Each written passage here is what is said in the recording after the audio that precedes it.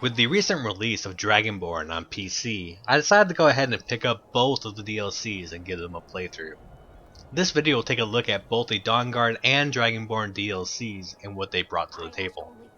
First of all, there will be spoilers in this video, so if you are worried about them, then please shut off this video now so I don't have to listen to you yelling at me later. Okay, so on to Dawnguard. As I'm sure you're aware, Dawnguard is about the faction that calls itself, well, the Dawnguard, as they hunt vampires. You have the option of either siding with the Dawnguard and slaying some vampires, or you can just flat out be like, screw you guys, I'm going to be a vampire lord and wreak some havoc. But before we move on, let's go ahead and take care of a certain annoyance first. Aha, that felt great. The first thing you acquire in the Dawnguard DLC is my lovely assistant, Serana. This better not be all the things you just can't be bothered with. What now? Teach you to talk back to me. Moving on, you gain access to a classic medieval castle surrounded by ocean and filled with vampires. They are much like your classic vampires, except they worship a Daedric lord, who granted them the ability to turn into a vampire lord, which I'll touch on later. The inside of the castle is quite nice looking and very large. I'm pretty impressed with the size of the castle, and this is not even the entire castle, as some of it is blocked off, and another part of the castle needs to be accessed via an alternate route during part of the story. Now, one of the coolest parts in here are these undead dogs. You can actually recruit them to go along with you, as you can see I'm doing here, and now I'll have both my follower and the dog with me. Come on, you undead bastard. It's time to go wreak some havoc on the world of men.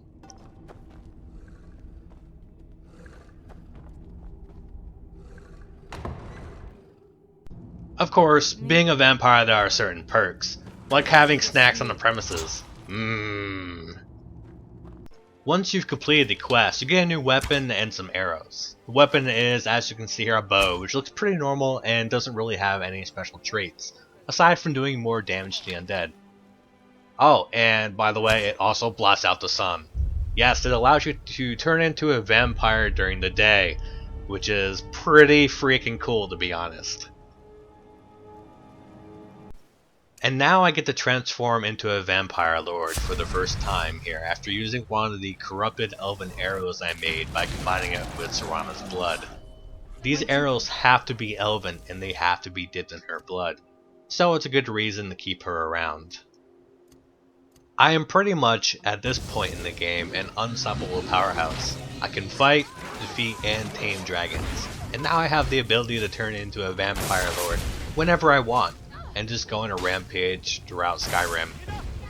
One of my favorite abilities, which you just saw, allows me to grab an opponent with my blood magic, choke them, and then toss their corpse through the air.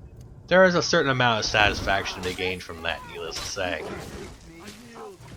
You do have some other neat abilities, such as summoning a gargoyle to assist you in a fight, turning into bat so you can jump across the screen, and becoming an untouchable mist, which allows you to escape from nearby enemies. These all add up to make a bit of a unique gameplay experience for vanilla Skyrim, and it is definitely worth it if you're into this kind of thing.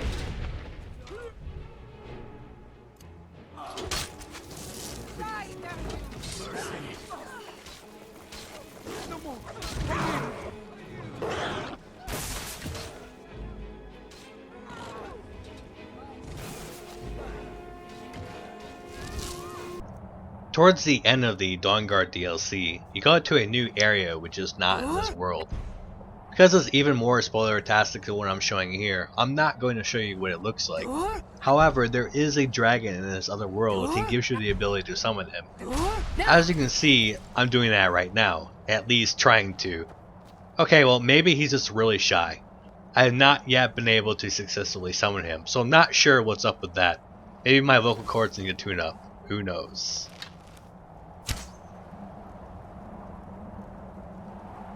Anyway, onto the stuff that actually does work. Here you can see a new summon that we get with Dawnguard called Wrathman. I love the name, by the way.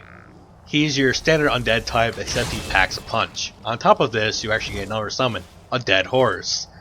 The great thing about this horse is that you can summon him whenever you want. You don't have to worry about him dying since he's already dead. And,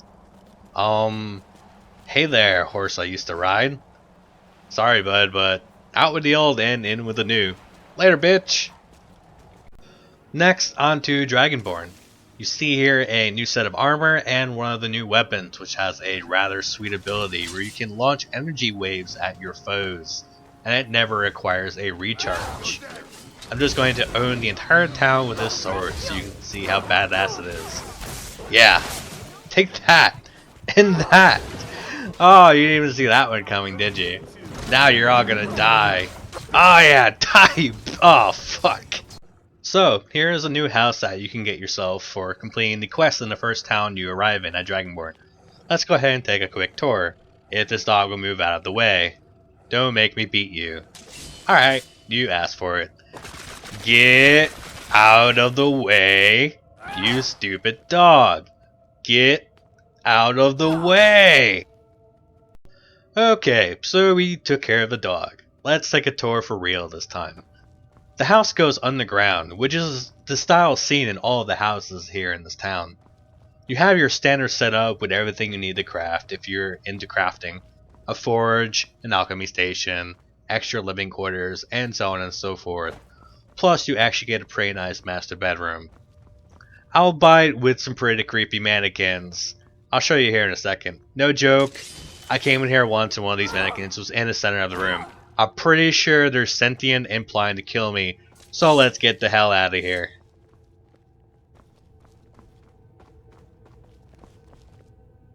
What is quite possibly my favorite armor and weapon set in the game should be quite familiar to you if you have seen the Dragonborn DLC trailer or played the DLC.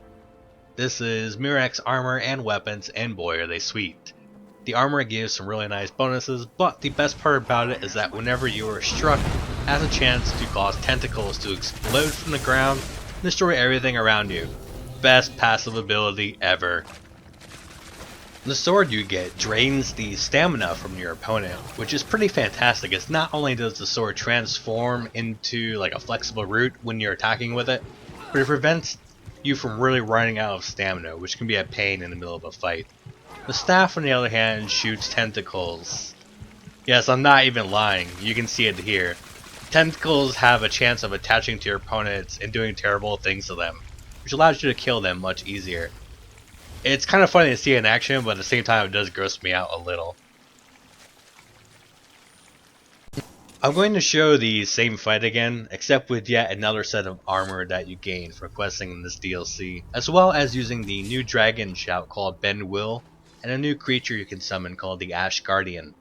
The Ben Will shout will, as the name suggests, bend the will of creatures, humans, or even dragons, and for a short time, they will fight on your side. The Ash Guardian is expensive to use, as he requires a Heartstone, which you have to mine every time you summon him in order for the creature to fight on your side. If you just summon the Ash Guardian without any Heartstones, he will simply go on a rampage and kill everything in the area, including you. Still useful, I guess, but if you're out of Heartstones, be prepared to put him down. Now, if you try to talk to the guy that you used Ben Will on, he'll wake up and start fighting you again. Same goes with creatures, and if you dismount a dragon, he will also revert to being hostile against you. So I don't recommend trying to talk to them after using Ben Will on them. Also, riding dragons is extremely clunky and rather lackluster. There's no point in showing it as it's not even worth the time. So I'll leave it at that. Trust me on this. Here's a quick look at the two new conjures you gain. The Ash Guardian, whom I just showed you in the previous fight, he is basically a floating whirlwind of rocks. That's the best way I can describe him. And next up is the Ash Spawn, whom does not require Heartstones, is weaker, but looks like some sort of super zombie. And as you can see, I do have both of these up at the same time, so that is something to keep in consideration during a fight. And boy, are these guys ugly.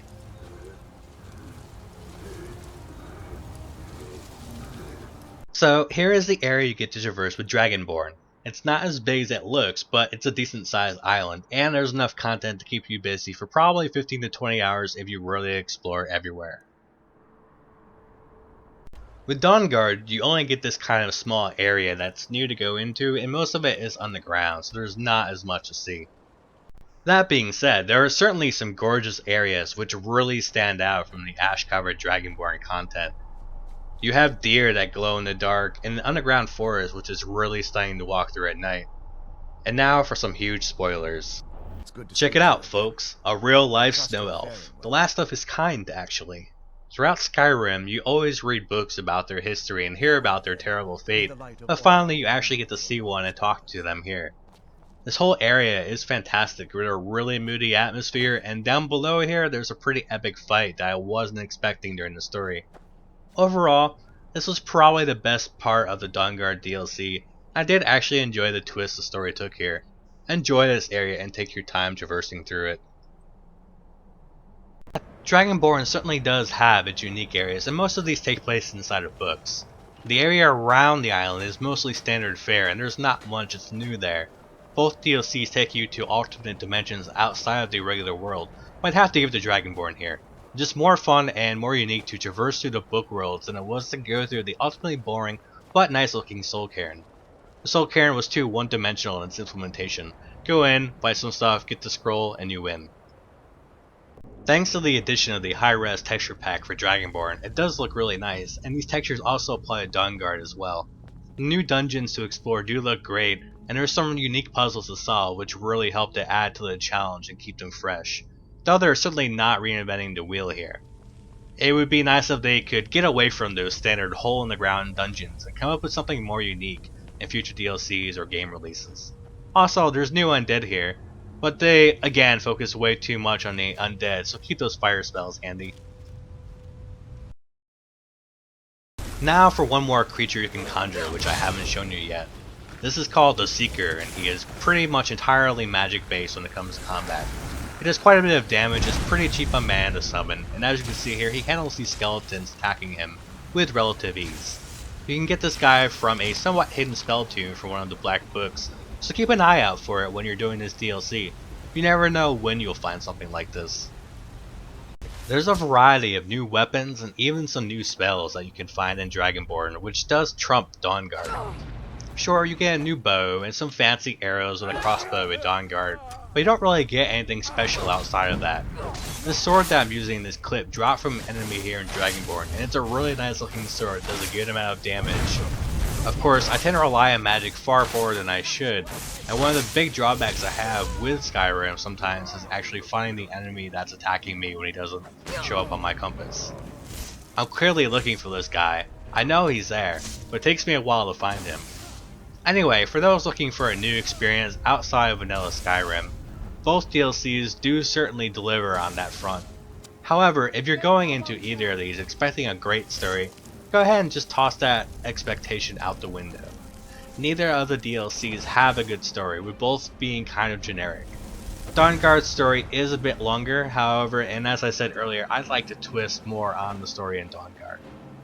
From the beginning in Dragonborn, you already know who your enemy is, and while having a much more fun final boss fight, it's predictable and uninspired.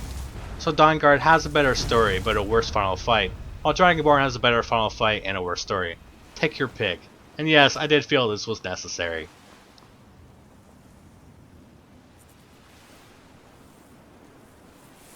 In this final clip, I'm in the Dawnguard castle, which I spent a very brief time in during the story. As soon as they were like, "Do you want to be a vampire lord?" I was just like, "Hell yeah!" And off I went, pillaging villages and sucking blood. The vampire lord form is okay. I like some of the powers and abilities. They're pretty cool, if not a bit generic. But it never really feels all that powerful to me. I certainly don't really feel or look like I'm dominating this fight. I'm here at night, haven't drank blood in days. I'm in full-on vampire lord form. I should be putting these guys in the dirt right quick. But it takes forever to kill them, so that definitely detracts from the feeling a bit. Between Dragonborn and Dawnguard, I'm going to have to hand to Dragonborn on the overall aspect.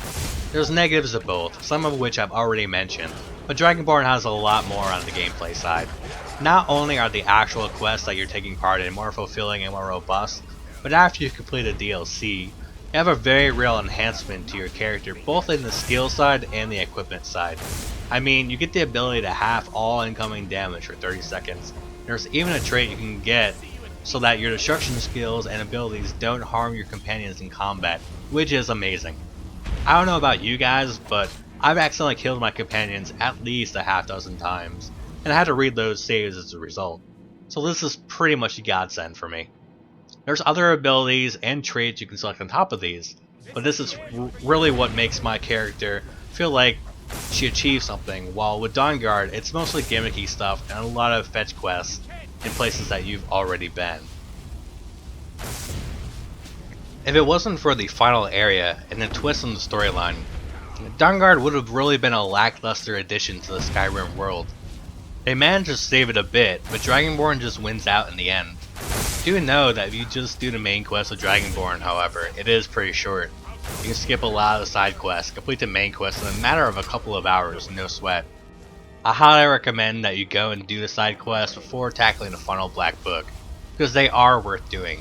There's a Dark Elf Mage, some political intrigue, and of course a house for you to earn through quests. Dragonborn just feels more complete, and it's someplace I can really hang out. While with Dawnguard, it just kind of ends. Nobody acts any differently after you've killed the previous lord of the castle. You're left with an ultimately dull fetch quest in the end.